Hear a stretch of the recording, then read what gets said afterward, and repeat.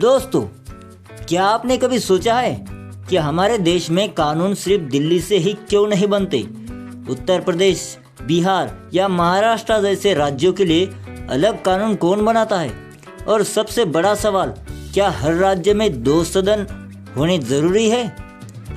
अक्सर स्टूडेंट्स को विधानसभा और विधान परिषद के बीच के अंतर, उनकी सदस्य संख्या और चुनाव की प्रक्रिया में बहुत कंफ्यूजन होता है। आज के इस वीडियो में हम राज्य विधानमंडल स्टेट लेजिस्लेचर की पूरी कहानी को एकदम सरल भाषा में समझेंगे। नमस्कार दोस्तों, लर्न विद स्टोरीज में आपका स्वागत है। मैं हूं निवृत्ति।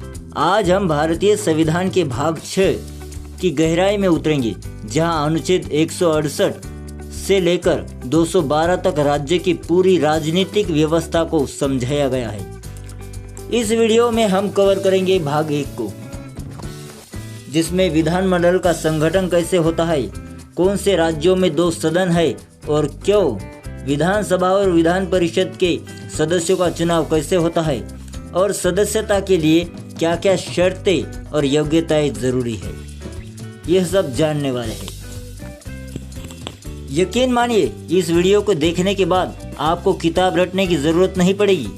तो चलिए बिना किसी देरी के शुरू करते हैं राज्य विधानमंडल की यह दिलचस्प कहानी। राज्य विधानमंडल की पूरी कहानी, संरचना, चुनाव और नियम, भाग 1। दोस्तों, जैसे देश को चलाने के लिए दिल्ली में संसद है, वैसे ही हर राज्य को चलाने के लिए एक व्यवस्था होती है, जिसे हम राज्य विधानमंडल यानी कि स्टेट लेजिस्लेचर कहते हैं। क्या आप जानते हैं कि कुछ राज्यों में 2 सदन होते हैं और कुछ में सिर्फ 1? आखिर ये फैसला कौन करता है? आज की इस कहानी में हम इसी गुत्थी को सुलझाएंगे। संविधान का आधार, द कॉन्स्टिट्यूशन। हमारे संविधान के 6ठे भाग में अनुच्छेद 168 से लेकर 212 तक राज्य विधानमंडल के बारे में सब कुछ बताया गया है। इसका संगठन, गठन, कार्यकाल और अधिकारियों की शक्तियां, सब कुछ यही तय होता है। 1 सदन या 2 सदन। भारत के हर राज्य में विधानमंडल एक जैसा नहीं है। ज्यादातर राज्यों में 1 सदनीय व्यवस्था है, यानी सिर्फ विधानसभा।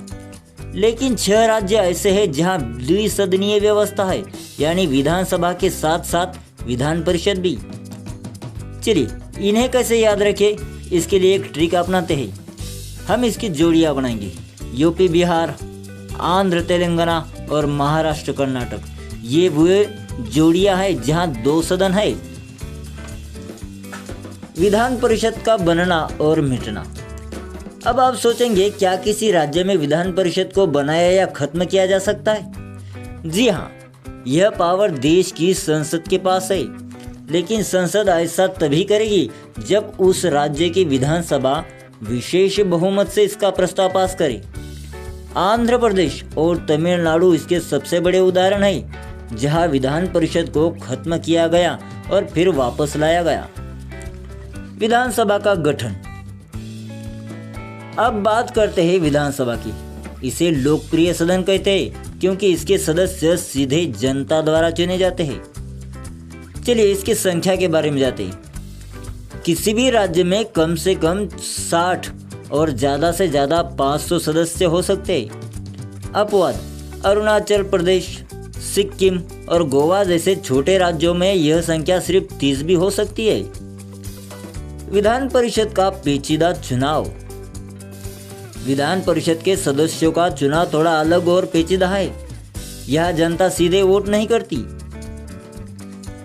बल्कि 1/3 सदस्य नगर पालिकाओं, जिला बोर्ड द्वारा आते हैं। 1/3 सदस्य विधानसभा के विधायकों द्वारा, 1/12 सदस्य 3 साल पुराने ग्रेजुएट्स द्वारा और 1/12 सदस्य 3 साल पुराने टीचर्स द्वारा।